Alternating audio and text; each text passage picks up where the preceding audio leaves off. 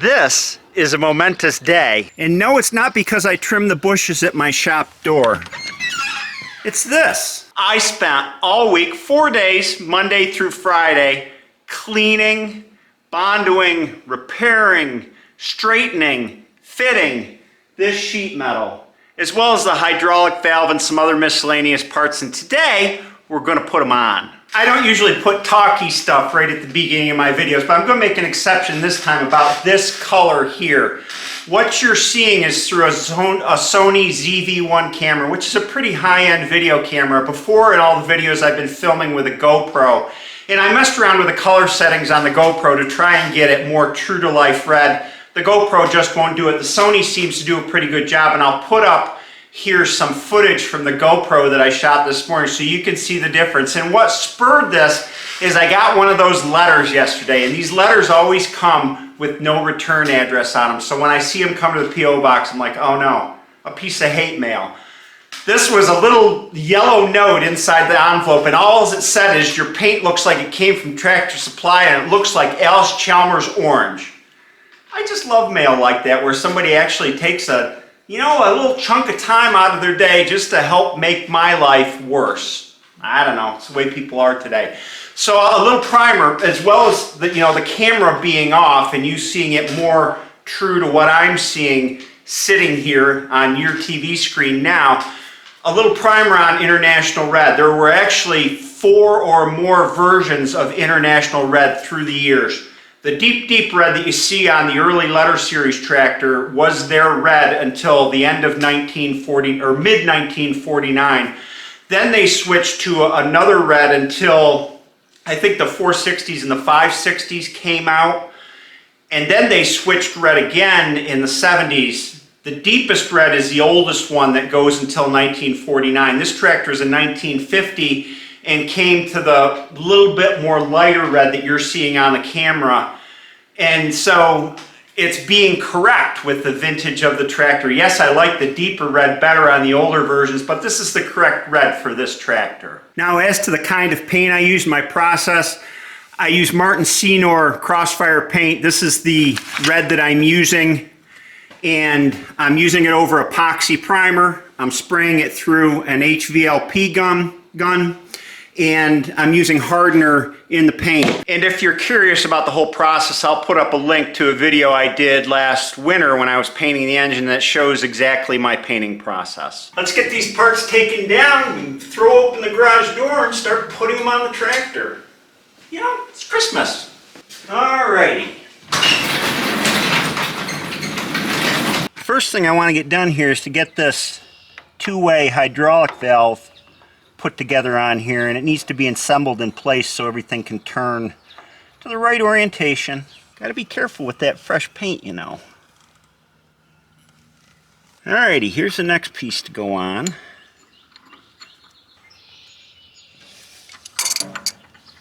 All this part is a drain back into the reservoir. No pressure going through these. They don't need to be super tight. This is the actual two-way valve itself, and all there is there's a simple spool that runs down in here, and here's the two-way valve. So you've got your outs to hydraulic lines here. You've got your supply line that comes in from one of the outlets on the pump, this one, with a short tube, and supplies the valve. And it fits up onto the fuel tank bolt here, but we want to put the spring in first and screw it on.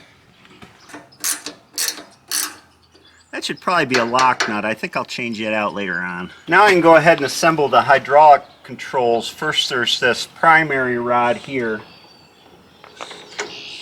Goes in like that. Cotter pin. Then we've got a holder for the second hydraulic rod that goes on like this. It clamps to the primary support. Then the auxiliary valve rod goes on. Just set it in there for now. And then we got all this funky stuff to deal with, all these clips that need to go in correctly. So the first one to go in is this guy. Then this long one goes on. This holds the lever out when you're using the auxiliary hydraulics. I'll show you. And then this final spring goes in. Take care of these cotter pins here. This whole setup was actually given to me by a viewer who's local to me, and I sure do appreciate it. These are really cool options to have, and this tractor originally had this option. It has the accessories for it, just the valve was missing when we purchased it. They're not all Lesters in this world. In fact, there's more non-Lesters than Lesters. By the way, Lester's the guy who wrote me that letter. He seemed like a charming individual. While I'm here, I might as well put in some other accessories that come with that auxiliary valve kit. First, we got this guard that goes on here, I assume to shield the brake pedals. And then right here we've got a shield that holds the hydraulic lines in place to keep them from hanging all over when you get those in. Paint on a tractor is the nicest the day you do it, and from there it's all downhill. There's a nice thought, huh? Oh well. Them birds are really singing today. I hope you can hear that. Spring's on its way. One question I've been getting a lot lately is, what is this, a show tractor? You're going to put it in a museum or something? And my answer is no. The satisfaction I get from restoring these is in using them. Yes, the paint's all nice and all that, but I'm not afraid of getting it dirty and taking it out to spread manure and do hay. The pleasure of a tractor is in using it, not at sitting in a barn and you walking by it and looking at it. So, no show queen here. Alright, I believe I have this all together, and let me show you how it works. So, this is the primary hydraulic pump valve for the one-way lift pump that's in there. And when you pull this lever back, like this, that raises the pump, and then it disengages and drops via gravity that way. Now, when you're using the secondary valve here, the two-way valve, you pull this lever up, and you lock it in place like that.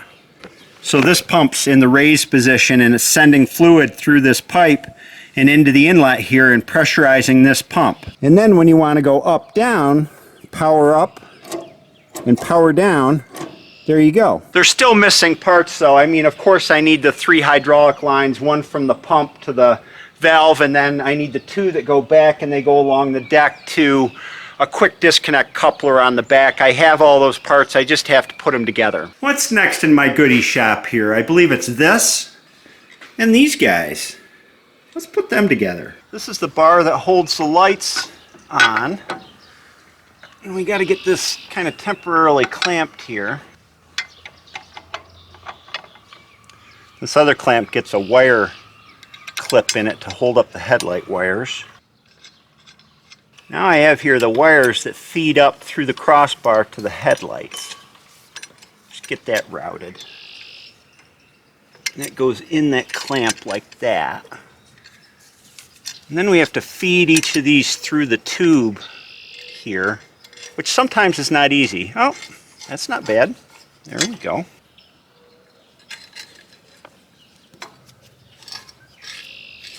Oh, when I did the wiring on the Super C, oh, what a job it was to get these wires in. Because they fed up through the tube, inside the tube, and then into the crossbar. I had to run a fish wire in to get it set. There we go. Is it straight? No, it's not straight. That's an eyeball thing. Straight enough for me? Yep, straight enough for me. Now I can put these headlamps together and, oh, they're tons of fun. Let's see, the first thing we want to do is put the new bulbs in. These are 12 volt bulbs, 12 volt tractor. You go right into the reflector here. Next we put the reflector in the housing, and you want to make sure you've got a good clean connection here, this copper strap here that runs down to the case, because this is the ground, and then this grounds to that ground. This does, grounds the light bulb. Who knew headlights could be so complicated, right? Put that in. Oh, you go on the other side of the washer. There you go. You guys never do as you're told. And that fits together just like that. Next I have to put these seals in, and they have a side that fits into the groove around the light here, and you put the seam toward the bottom. If I got that right, that's my memory anyway. Then this guide lamp lens goes on. I was able to save the originals. I got about 20 of these lights hanging around here. Hey, I put that on the wrong way. Didn't you know? Then the seal goes in, and you just tuck it in. Boy, I got this all messed up. This is what happens when you only do something once every few years. You forget. I have a crusty old light here. We'll look at the seal orientation on that. It's funny the things you forget, you know? I can't even see how the seal works. definitely wrapped around that lens though. Looks to me like it goes on like this. I wonder if I'll get anything else done today. And then you go in here. You stay on. Now you go on the outside. Looks like factory. One of the things I like to do, because I've had problems here, is I clean off a little bit of the cross arm to bare metal, and then I clean off the inside of the clamp to bare metal to help the light get a better ground. We'll see if it works. What are you, 7/8? No, you are 13/16. Hook up the hot wire and see if it works. So you might have to take it apart and improve the ground a little bit. There's a lot of paint that's in between the battery ground and this light. Ah, we have light. Now I can go out joyriding after dark. We're making progress. There was something else I needed to do. What was it? Oh yeah, this stuff. Gotta put that on. I want to do a little bit of explaining about what I did here before I put these on. I want to show you. It was a lot of work. First thing is this front cowl. Last winter I flattened out the dents and it was dented up pretty badly. Not as bad as I've seen some of them, but I took it out. I only had to do a little bit of Bondo work here to get everything smoothed out. The big job though was this screen in back. Let me bring it closer. These vertical bars had all come loose, so I had to weld them back in, and then I got a new correct screen and put that in and then tack welded it into place. And it came out really nice. And when I clean up sheet metal, I'll put up a picture here what it looked like when I had everything cleaned up. I use these 3M abrasive wheels on a drill instead of a knotted wire brush because they sand all the paint right off down to bare silver metal. And that way you get a smoother finish, because if there's any paint left on here, you can see it underneath the shiny finish. You can see the jagged edges of paint, so taking it all off is important. Now this hood, it was a ton of work. So I cleaned it all up, and then remember I had a jagged hole here at the exhaust pipe that I had to weld a patch in. I had a jagged hole here where somebody carved away at the gas tank opening because the gas tank didn't align, so I had to put a big patch in here. I had to patch up this hole, which was out of line as well. And then all up in here, it had been dented and bent up, so I wound up with body filler coming all the way down through here. And I'm not a perfect body guy. You can see it a little bit, but I'll tell you, it's good enough for me. Body work takes a long time. Oh, and these little pieces of webbing that go on the fuel tank end of the hood here, they were all shot, so I had to get some new webbing and then had to rivet them on there to hold them in place. That was another fun job. So I guess, without further ado, we can go ahead and put this on. This is the big moment, I think. That's why I saved it for the end.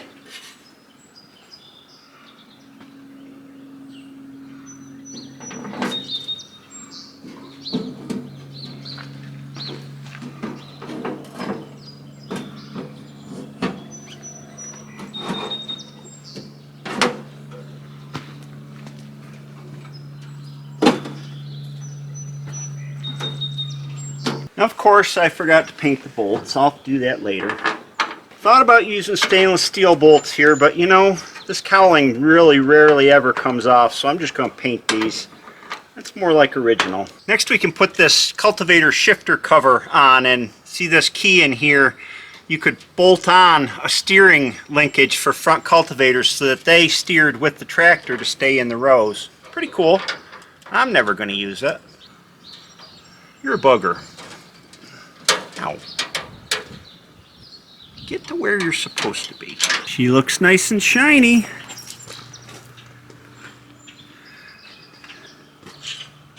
Alright, next we have, you guessed it, the hood.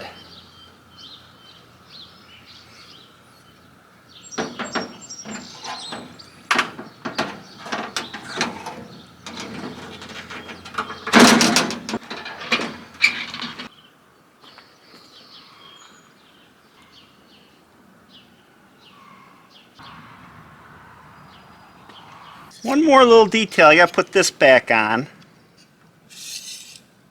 No, I'm just kidding. I have a new nameplate to put on here. There. Yeah, I was gonna say I hate to do this, putting the old muffler on, but I'm looking down at it and it's actually got baffles in it. I might clean this muffler up and paint it and reuse it instead of getting a new one. It's got a nice rattle to it. Well, anyway, let's put it on here temporary. She may wobble a little bit. I'm going to take it out and turn it around so you can see it better in the right light.